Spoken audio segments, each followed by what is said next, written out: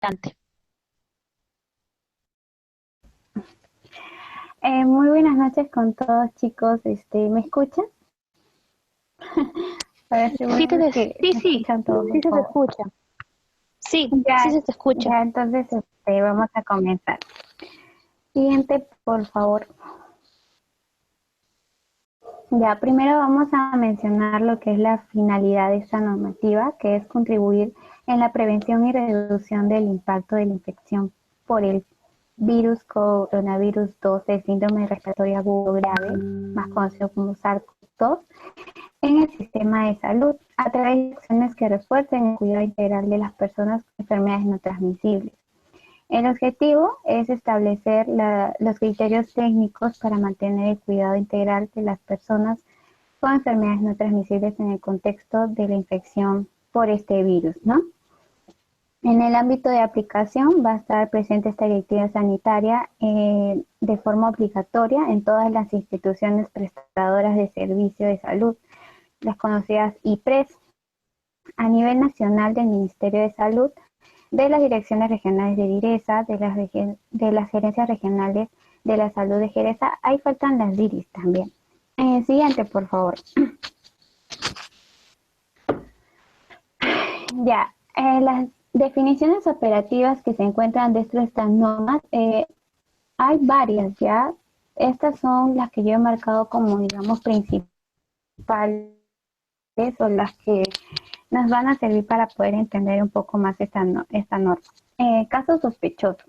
Es persona con infección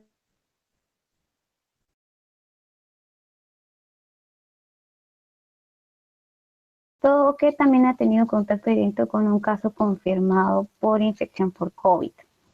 En las enfermedades no transmisibles son condiciones médicas o aquellas enfermedades cuyo origen no corresponde a contagio y tampoco son susceptibles a contagiar a otras personas. O sea, no se transmiten por contacto, ¿de acuerdo? Un contacto directo debe ser una persona que se encuentra de forma continua en el mismo ambiente de un paciente confirmado por infección de COVID, trabajo, hogar, establecimiento penitenciario.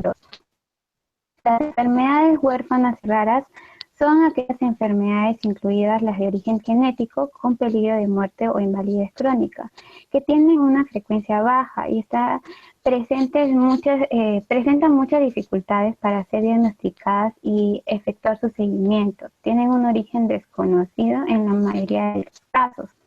Ahora vamos a hablar lo que son las TIC, todo lo que comienza con tele, son las que ahora se está implementando, que son las tecnologías de información y comunicaciones. La primera es la telesalud, que va a ser el conjunto de actividades relacionadas con la salud, servicios y métodos, los cuales se va a llevar a distancia con la ayuda de las TIC, ¿no? Las tecnologías de la información y comunicaciones, hay de comunicaciones, no telecomunicaciones. La teleconsulta. La teleconsulta va a ser una consulta a distancia entre un paciente y un profesional de salud con la finalidad de realizar su triaje, diagnóstico, tratamiento mediante el uso de las TIC, ¿no? Esta podría ser llamadas telefónicas. El teleconsultor va a ser el profesional de salud que va a elaborar en una IPRES brindando servicios de telesalud. La teleinterconsulta, a diferencia de la teleconsulta, es prácticamente lo mismo, solamente que esta va a ser emitida en tiempo real, por ejemplo, una videollamada, ¿no? La telemedicina va a ser la provisión de servicios de salud a distancia en componentes de promoción, prevención, diagnóstico, tratamiento y rehabilitación. El telemonitoreo va a ser el seguimiento a distancia para los pacientes, ¿no? Y la teleorientación va a ser este conjunto de acciones que se desarrollan a través de las famosas TIC. Siguiente, por favor.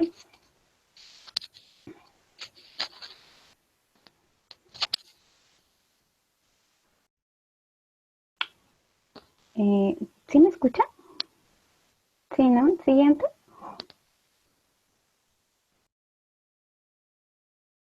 Chicos, ¿sí? Ahí Sí, pensé se que te no me escucha. escuchaban.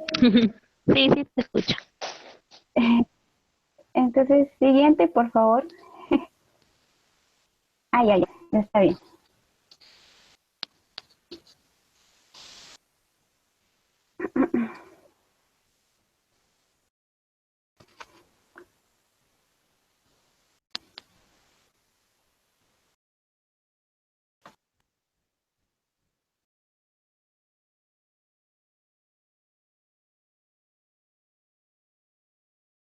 Ya chicos, ahora pasamos a lo que es la atención de los pacientes con diagnóstico de hipertensión y diabetes mellitus. Lo que marca esta norma es que primero se tiene que hacer la identificación. ¿Cómo va a ser esta? Los establecimientos de salud, en base a la población descrita, van a identificar a las personas con enfermedades no transmisibles y las van a registrar en un mapa de sectorización. En el caso de la MINSA, IRESA, IRESE, ellos van a remitir una relación de personas enfermas con enfermedades no transmisibles a los coordinadores de esta estrategia. Estos coordinadores van a enviar a los jefes de los establecimientos de salud dicha relación, ¿no?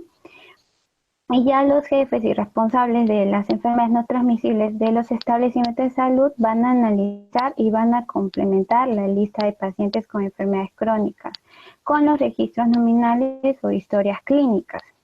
Luego ya el equipo multidisciplinario de primer nivel de atención de los establecimientos de salud va a ubicar a los pacientes con daños no transmisibles por sector sanitario. Ya los jefes de establecimientos van a acompañar en la labor con los responsables de las enfermedades no transmisibles en cuanto a la organización, planificación, intervención y elaboración de un plan de restitución progresiva de la continuidad del cuidado integral de las enfermedades no transmisibles. Siguiente. Y ahora pasamos de la organización a la intervención. En el escenario del COVID-19, las modalidades de atención para el cuidado integral de las personas con enfermedades crónicas van a ser lo que hemos dicho, las TIC, la teleconsulta, teleorientación, el telemonitoreo, las visitas y atención domiciliaria previamente programadas. Ahora, dice también que los profesionales de la salud que van a realizar estas acciones van a ser responsables de cada uno de sus sectores según su jurisdicción y lo van a realizar según el lugar donde se encuentre. Ya va a ser, primero va a ser realizado en el... Ay, perdón, no sé qué salió en esto. Ya. Va a ser realizado en el domicilio. Ya, ahí van a estar los responsables de estos sectores con movilidades o riesgo por edad. En el segundo se van a encontrar ya en el establecimiento de salud con turnos programados. Nos dice también, en el caso de que se identifique pacientes hipertensos, diabetes o con enfermedad renal crónica a través de estas líneas telefónicas, plataformas web, los coordinadores de telesalud de la CIPRES, a partir del primer nivel de atención hasta el tercero, van a tener que informar a los coordinadores de las enfermedades no transmisibles y asimismo programar su teleorientación y el telemonitoreo según corresponda. Siguiente, por favor. Ya, acá vemos el primer flujograma que presenta esta norma que en la atención de los establecimientos de salud en el primer nivel de atención. Primero, nos dice también que esta atención debe ser realizada por personal capacitado, ¿ya? Obviamente cumpliendo las normas de bioseguridad. El segundo dice, otro punto también que nos dice esta norma es que la teleconsulta será según la lista de personas asignadas a los sectores que ya hemos mencionado anteriormente. Esa lista que hacen los coordinadores, ya de acuerdo a esa lista van a ser programadas las teleconsultas. Y cuando se va a realizar la primera teleconsulta se va a tener tres objetivos. El primer objetivo va a ser identificar un caso sospechoso de infección por COVID, no solamente por el paciente, sino también algún familiar. El segundo va a ser identificar signos o síntomas de complicaciones agudas. Y el tercero va a ser conocer la situación en cuanto a la cantidad de medicamentos que dispone este paciente. Entonces, como vemos ahí, primero va a ser aplicar la guía de evaluación rápida, que dentro de un momento lo vamos a ver. Y ahí están las tres preguntas que van a marcar los tres principales objetivos, ¿no? Primero va a ser si presenta síntomas de COVID. Si es un sí, pues entonces se va a tener que comunicar con el equipo de esta rápida. Si es un no, pues se va a pasar a la siguiente pregunta. Eh, Ahí tenemos, por ejemplo, ¿cuenta con medicamentos, sí o no? Si es un no, pues se va a programar su visita para entregarle su medicamento. Y si es un sí, pues se va a continuar con la siguiente pregunta. La última pregunta sería como que si presenta síntomas de complicaciones agudas. Si en ese caso vemos que el paciente sí presenta, entonces tiene que ser referido de emergencia inmediatamente. Si es un no, le vamos a tener que preguntar si es que cuenta este paciente con sus implementos de el tensiómetro, el glucómetro. Si es un sí, se va a realizar el telemonitoreo y así se va a poder solicitar la medición de su glucosa o de su presión. Si es un no, pues entonces se va a programar una visita domiciliaria para así poder realizar este procedimiento. Ya, continuando, hasta la medición de la presión y tanto de la glucosa, vamos a ver si se han cumplido las metas de control. Ahí en la pantalla van a poder ver en la parte superior derecha las metas de control cardiometabólicas que se tiene que tener en cuenta. Eso es como que los parámetros normales que deben tener estos pacientes. Entonces, si el paciente dice que no cumplió con estos, no, pero entonces hay tres rangos, ¿no? Digámoslo como severo, moderado, leve. Primero tenemos cuando la glucosa ayuna o postprandial está superior a 300, la pena arterial supera también los 180 o 110. Ahí es una tel.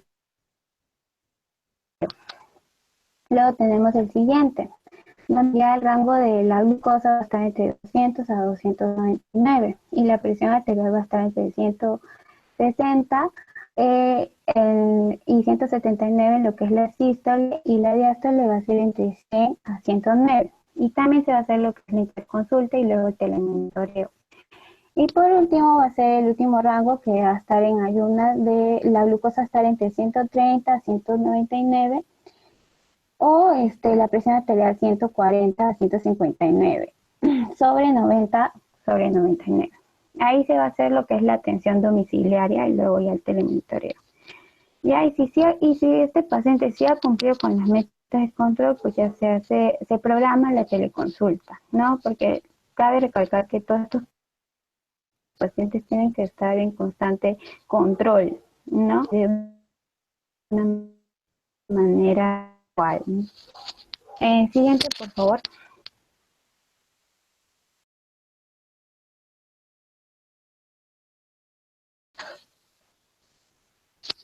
Ya, esta es prácticamente igual a la de nosotros. O sea, esta no es la de Minsa, esta es me parece, de Argentina, pero es exactamente igual, chicos. Lo que pasa es que la de nosotros salía este, ha cambiado unas palabritas por otras, es prácticamente igual. Entonces, todo lo que he explicado son lo que primero se va a preparar. Nosotros vamos a tener, dice que a la mano, un manual o un documento de prevención, como son las normas y todo esto, ¿no? Ya se va, a las dos vamos a tener que contactar al paciente, vamos a tener que empezar, esto que dice historia, ahí es donde nosotros tenemos que confirmar si este paciente está diagnosticado por hipertensión, diabetes o obesidad, ¿no? Y ahí comenzamos a preguntar también de los síntomas o síntomas que tiene este paciente. Siguiente, por favor. Mira, ahí vemos el paso 5, donde ya vemos del paciente, si nos va a decir si está presentando algún síntoma. Ahí vemos dificultad respiratoria, ahí vamos a evaluar que también si estamos en una teleinterconsulta, podemos evaluar lo que es el color de labios, el color piel, si presenta, digamos, algún enema. Cuando ya vamos a tomar una acción, una decisión, y vamos a ver si este paciente requiere una transferencia inmediata o si se le va a reprogramar un telemonitoreo. Siguiente, por favor. Ay, ya, aquí vamos a ver lo que es la atención en los establecimientos de salud del segundo y tercer nivel de atención. Entonces, tanto como el primer nivel de atención, en el segundo también debe existir un número telefónico, una página web donde se puedan responder las llamadas de los pacientes crónicos, de programar una fecha y una hora de su telemonitoreo, ¿no? En los hospitales, ellos van a ser los encargados prácticamente de la programación de los turnos de los especialistas.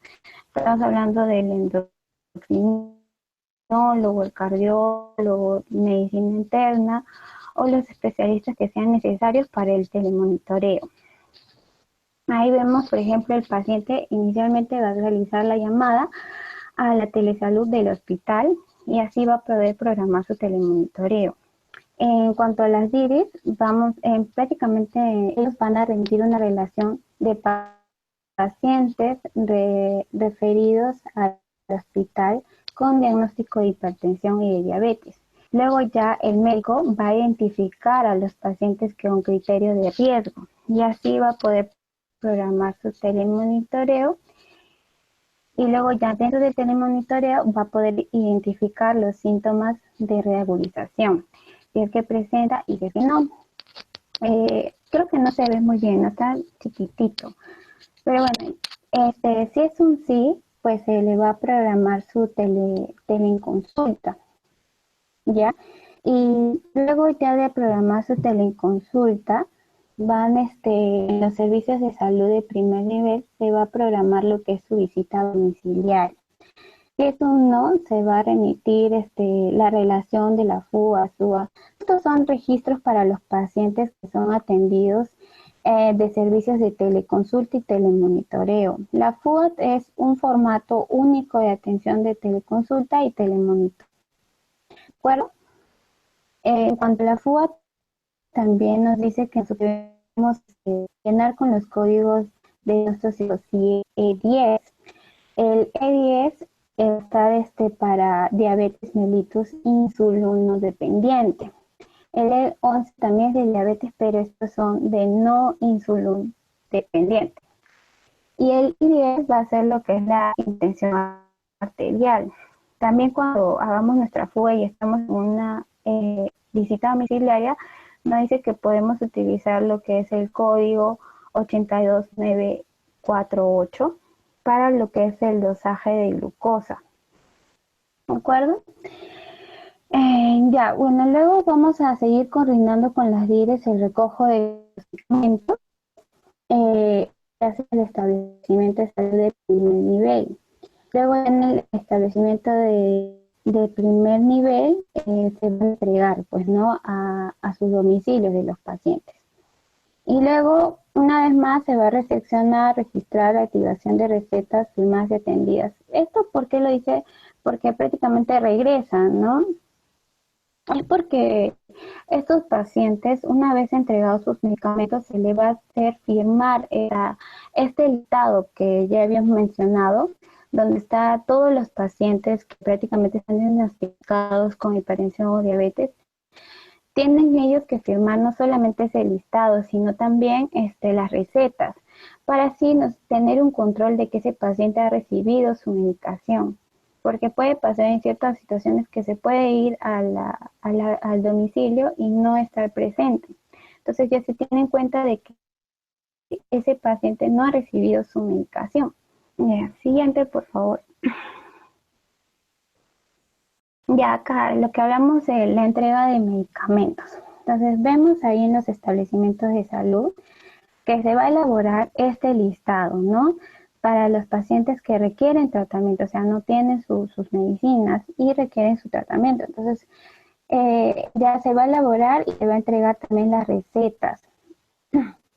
Luego vemos que eso va a pasar a lo que es farmacia. La farmacia va a preparar los medicamentos de acuerdo con las recetas. Y al mismo tiempo se va a tener que entregar 2 copias, dice cada uno, de tanto de la receta del médico al responsable de esta estrategia. Luego se va a pasar a verificar y registrar los medicamentos entregados en el listado. si estos medicamentos van a ser recogidos por personal de la municipalidad, entonces los de la DIRIS van a ser los que van a coordinar para poder dar estos medicamentos. Ya ellos van a coordinar la fecha y la hora. Una vez que ya los medicamentos están en la municipalidad, aquí van a ser entregados, ¿no? De acuerdo a los domicilios y de acuerdo al listado de los pacientes. Y una vez más, van a ser de nuevo, el acta de listado va a ser de nuevo enviado al establecimiento de salud, que ya dijimos, que van a estar ya firmadas con los pacientes que han recibido su medicina. Y ahí supuestamente ya acaba todo. Siguiente, por favor. Porque, o sea, lo que pasa es que estos programas son un poco grandes y se me dificultaba ponerlo todo en una sola pantalla. Entonces, la idea es seguir solamente las flechitas. ¿Sí me entienden, chicos?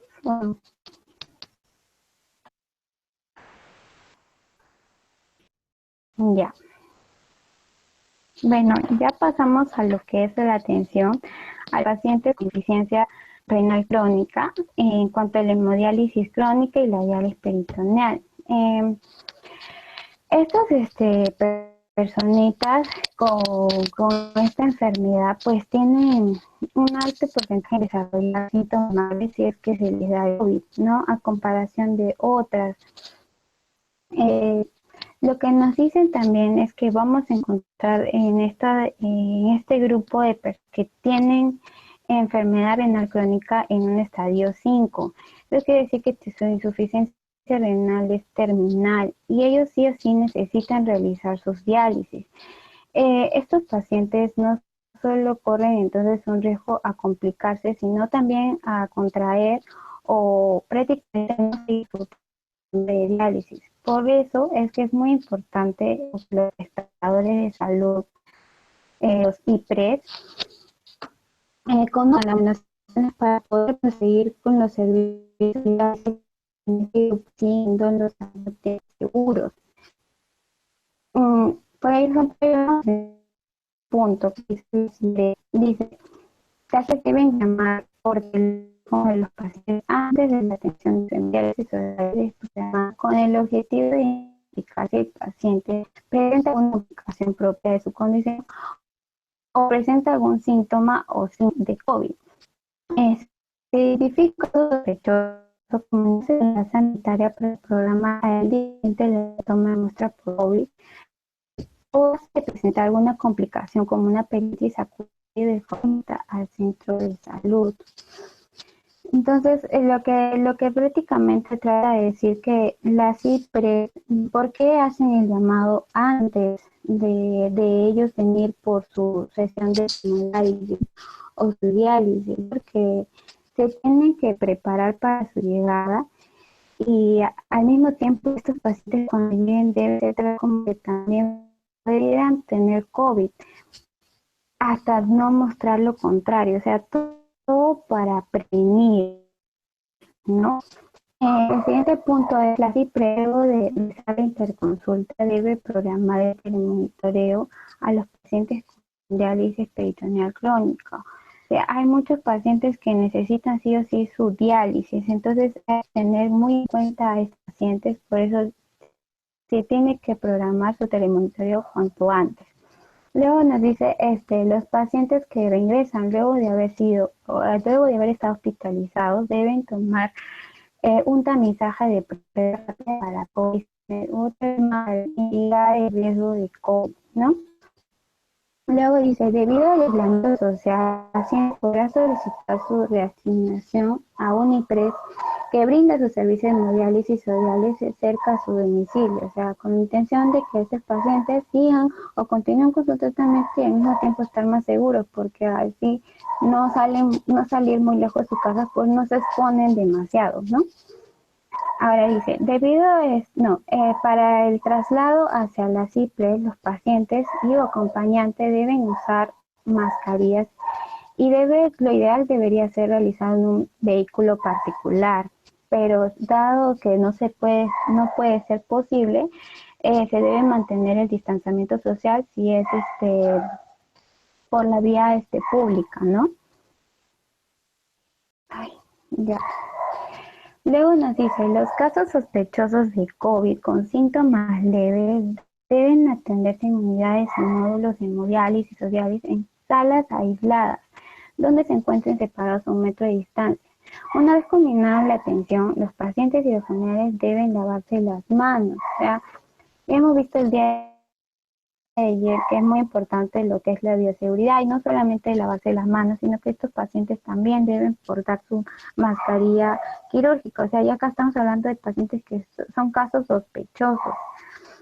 Entonces ellos con más razón, ¿no? Y dice también que deben estar trasladados en zonas aisladas, ¿no? No en un lugar transitorio.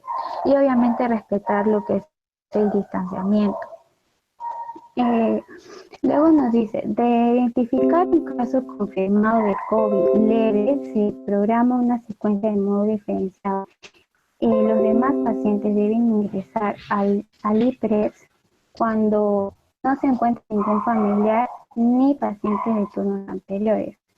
Ya acá estamos hablando de un paciente que ya tiene COVID, entonces a ellos hay que tenerlo en modo aparte. Y luego, porque en caso de que se presenten síntomas moderados o severos durante una hemodiálisis o diálisis, pues el paciente se traslada a un primer plano, ¿no? Y en el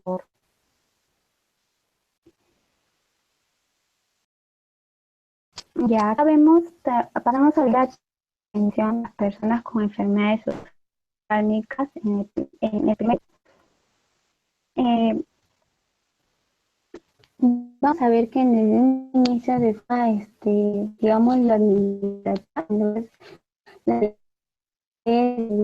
analizar la situación actual en cuanto a la capacidad resolutiva de la salud ocular dentro de los establecimientos de salud. Luego se va a ver lo que es el análisis de la disponibilidad de los medicamentos. Después se va a ver lo que es con los servicios de oftalmología.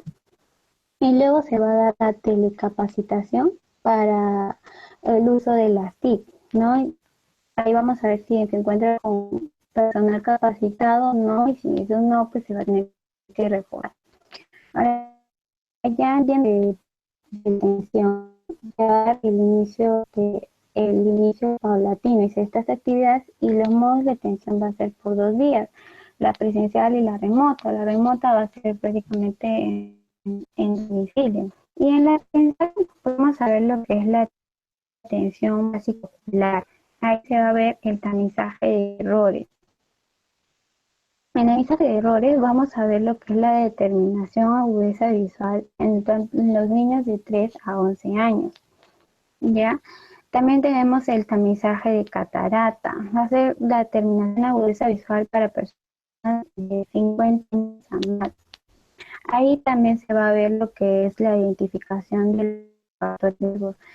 Por ejemplo, pacientes que pueden tener rinopatía diabética, en caso de pacientes que ya estén diagnosticados con diabetes mellitus. Y también se va a dar lo que es la consejería sobre el cuidado de la salud ocular. En cuanto al remoto, pues se va a ver la identificación también de esta población y al mismo tiempo se va a hacer lo mismo que hemos hecho en la manera presencial, pero de manera ¿no? Y telemonitorio. Y también se tiene que hacer hincapié si tiene sus medicinas o no.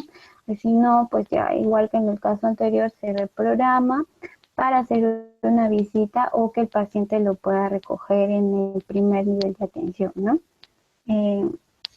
Siguiente, por favor.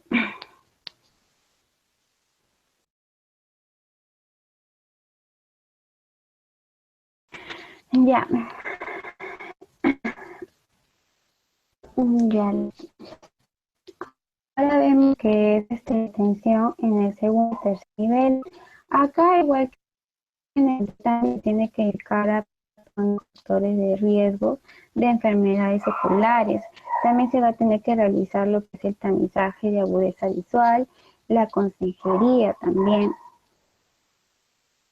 Y si existe alguna persona con diagnosticado con glaucoma, pues debemos tener indicado, perdón chicos, un ratito.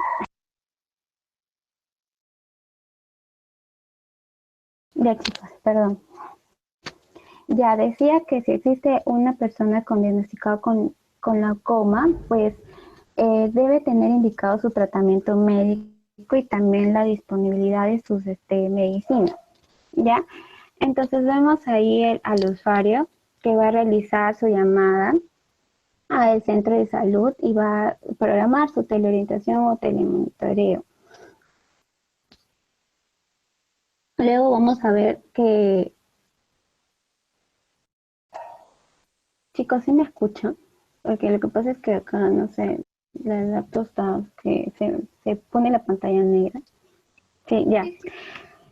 Ya luego, como... Ya disculpen chicos, lo que pasa es que hace un rato se fue la luz en mi casa, entonces tengo miedo de que pase eso ahorita. Ya chicos, bueno, como seguía diciendo, se va a identificar y también se va a elaborar una lista de pacientes con enfermedades oftálmicas, igual como en las otras áreas, todos tienen que estar controlados, ¿no? Y luego se va a programar la teleorientación o el telemonitoreo y vamos a identificar las necesidades del paciente. Las necesidades puede ser que el paciente no contiene su medicina, como he dicho ya, y si es así, pues se va a programar. Y también se va a dar la atención con el hospital. Siguiente, por favor.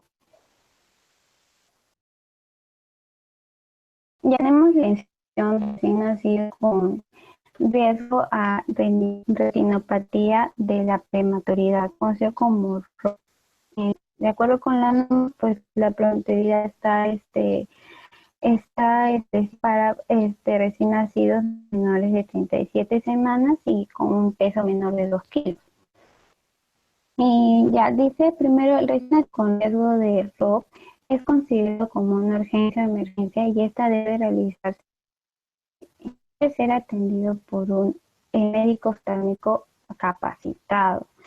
De no ser posible, se dice que se va a poder realizar por medio de la telemedicina en un establecimiento de salud que cuente con una capacidad resolutiva para todo lo contrario, va a tener que ser referido a un centro de salud cercano diagnosticado con alto riesgo de ceguera irreversible. Luego dice, los recién nacidos con riesgo de ceguera debido a la progresión de esta enfermedad deben continuar con su evaluación mediante la oftalmoscopía directa, un día fijo a la semana. Según la programación médica, pues no, hasta que no exista este riesgo a la ceguera y tienen que ser intervenidos, si tienen que ser intervenidos quirúrgicamente, igual tienen que seguir sus controles postoperatorios.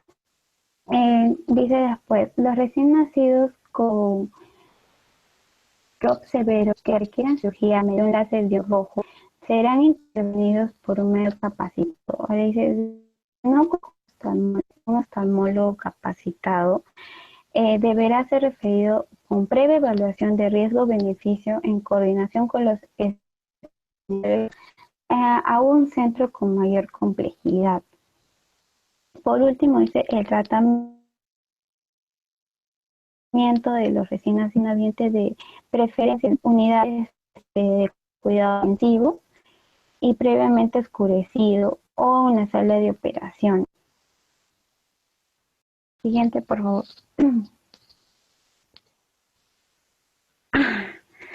Y ahora pasamos a lo que es la atención de los pacientes de edades huérfanas o raras. Igual como en las otras áreas, se va a consolidar una lista, ¿no? De ahí se va a realizar el monitoreo de acuerdo a esta lista. Una vez más, van a seguir si estas signos o síntomas de COVID.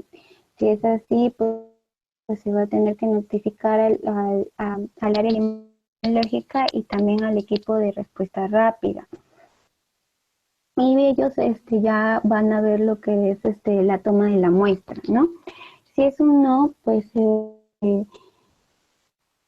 que preguntar si el paciente cuenta con sus medicinas. Si es un no, pues obviamente se va a programar para la entrega de estas. Si es un sí, se va a poder realizar el telemonitoreo o la teleconsulta. Y así se va a poder nosotros tener como que un control de todos estos pacientes, ¿no? Porque, como hemos dicho, estas enfermedades son de origen desconocidos y por eso no son menos importantes. Siguiente, por favor.